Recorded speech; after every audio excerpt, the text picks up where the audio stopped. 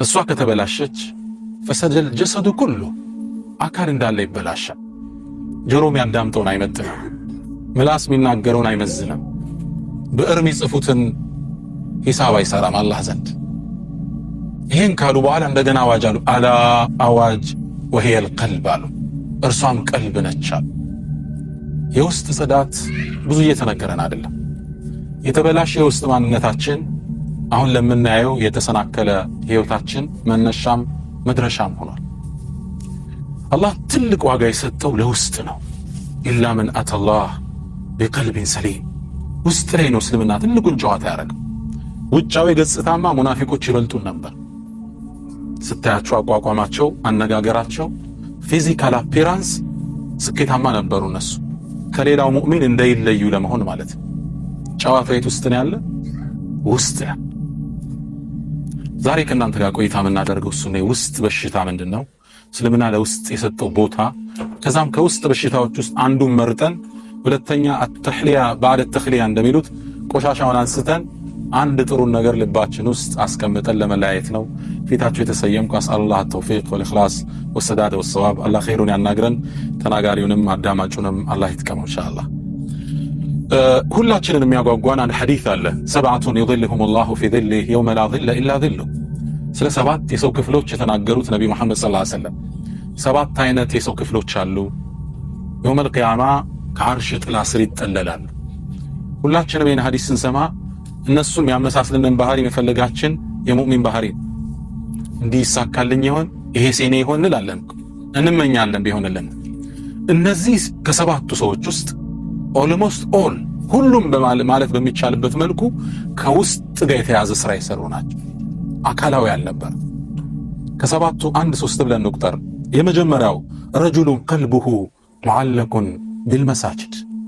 አንደኛ ይህ ሰው ቀልቡ መስጂድ ጋር የተጣበቀ ዙሁር ሰግዶ ሲመለስ አሱር ስለመሄድ የሚያስብ ሰው። ቀልቡሁ ሙዓለቁን ቢልመሳጅድ፣ የውስጥ ጋር ያለ አታችመንት አለ።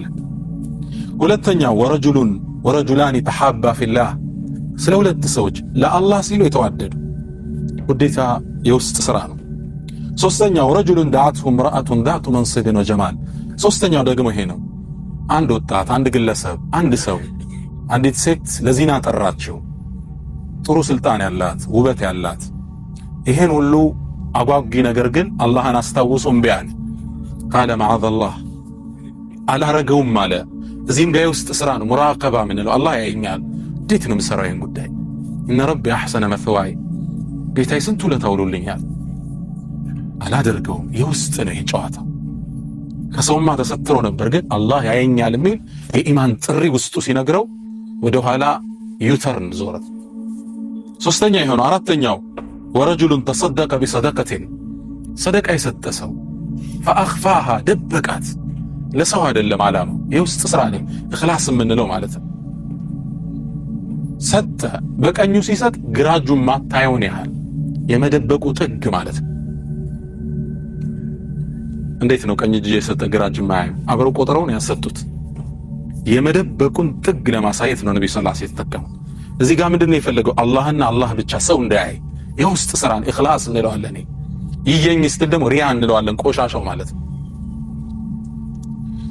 አምስተኛ ወረጁሉን ዘከረ አላህ ኻሊየን ፈፋደት ዐይናህ። አምስተኛው ሰው ደግሞ ይሄ ነው። አላህን ብቻውን ነው አወሳው መኝታ ክፍል ውስጥ አሊያም ወክል ያደረገ ሰው ሳያየው አሊያም መኪና ውስጥ ሳይወርድ አላህን አስታውሶ ቅጣቱን አስታውሶ ፈፋደት ዐይናህ፣ አይኑን መቆጣጠር አልቻለም፣ አለቀሰ። ይሄን ያየው አርረሕማን ነገ አንስቶ ዓርሽ ጥላ ስር ይከተዋል። እነዚህ ሁሉ ስራዎች ከውስጥ ጋር የተገናኙ ናቸው። ስድስተኛው ወመሊኩን ዓዲል፣ ፍትሃ የሆነ ንጉሥ። ይሄም ውስጥ ጋር ነው። ዓድ ትምትል ውጤቱ ምድር ላይ ቢታይ ወዳጆቼ፣ የስኬቱ ሁሉ ሚስጥር ከውስጥ ጽዳት ጋር ይገናኛል። በህይወታችን ላይ በየትኛውም ጉዞ ላይ ያለን ስኬት ውስጥ አላህ ጋር ባለን ትስስር ይመዘናል። አሊያ ለጊዜው አሸብርቀህ ትጠፋለህ። ረጅም ርቀት መራመዳችን ትግሉ የት ጋር ነው የሚጀምር? ውስጥ ነው። ለዛ ነው የውስጥ ጽዳት ያለን። የዛሬን ፕሮግራም በጣም አድፈዋል ውስጦቻችን። ኩራት በዲን ስም ተንሰራፍቷል። ሪያ ነው፣ ስራዎቻችን ሁሉ ይይልኝ ነው። እርምጃችን ሁሉ መደነቅን መንጨብጨብ ፍለጋ ሲቃወም ለነፍስያው እንጂ ለአላህ ሲል አይደለም። ሁሉ ነገር ከውስጥ ጋር ይያዝ። አቡበክር ስዲቅ ረዲየላሁ ተዓላ ዐን የስኬታቸው ሚስጥር ምን ይመስላችኋል? ዑለማዎቹ ይንገሩን፣ ሰለፎቹ ምን ይላሉ? ለም የኩን አቡበክርን ፈቂረን ከአቢ ዘርን ወአቢ ሁረይራ።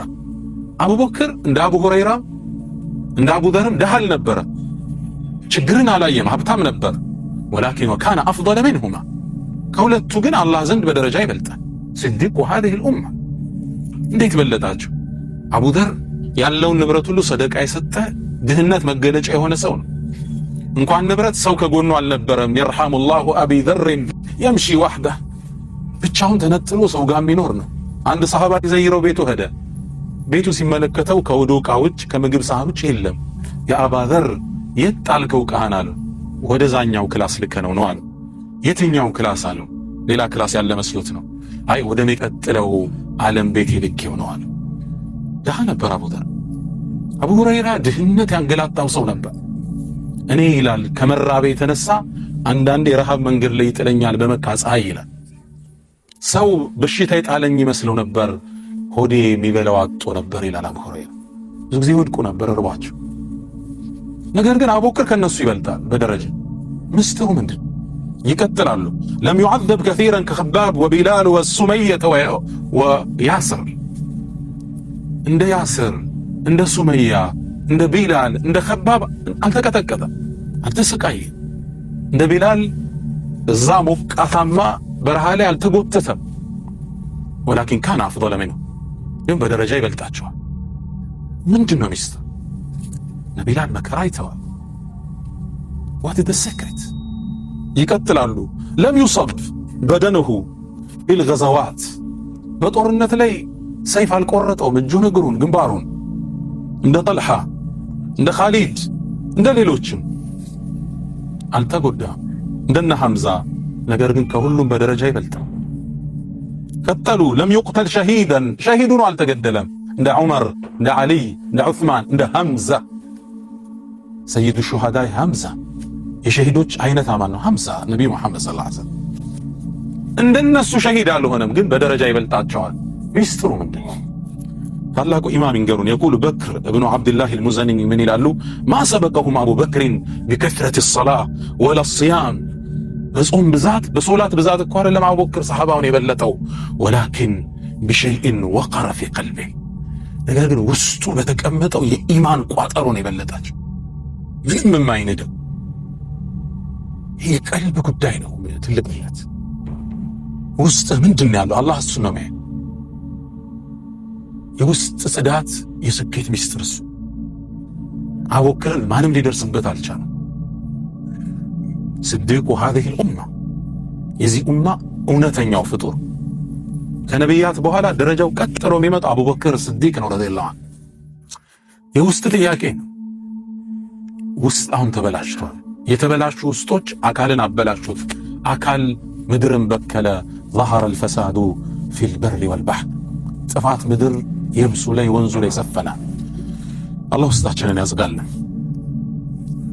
እስልምና አላህ ስብሓነሁ ወተዓላ ነቢዩ መሐመድ ሰለላሁ ዐለይሂ ወሰለም ለተክለ ቁመና ለውጫዊ ገጽታ ትልቅ ቦታ አልሰጡም።